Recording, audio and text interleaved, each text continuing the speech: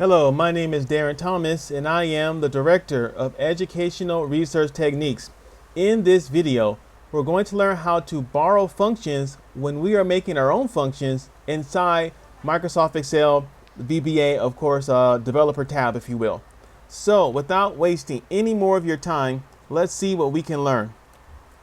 So here I am, I'm inside Microsoft Excel and I have some data right here that I want to try to find the range for. This is a function that is not available inside Microsoft Excel, and so we have to create it. And so to calculate the range, you take the largest number in your set of data and subtract it from the smallest number inside your data to find the range or the spread of the data.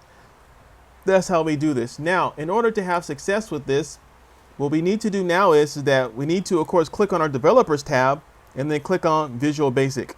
And it takes us here.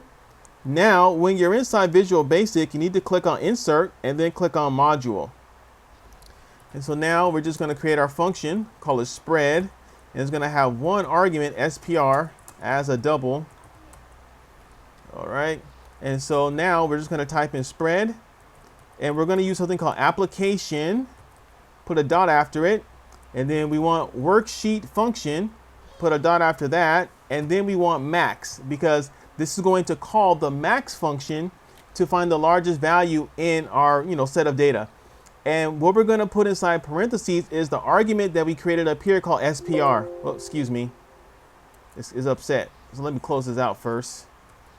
And so what's happening is that we have a function named spread, and it takes the argument SPR, and SPR is a double, so it could take a decimal value, if you will.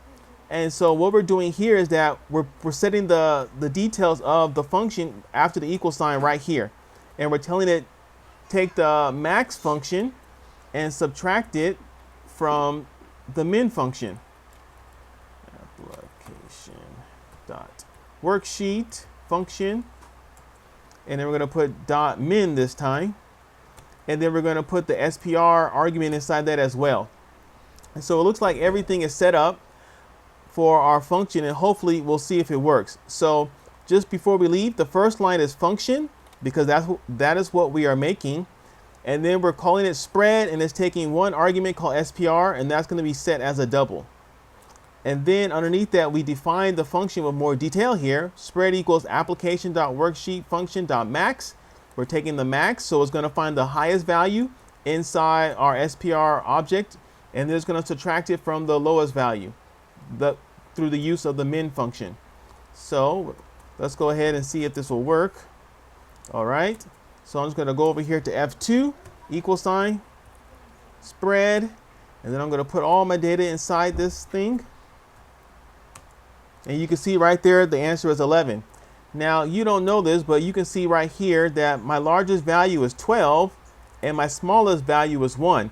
And of course 12 minus 1 is 11. So it looks like our function works.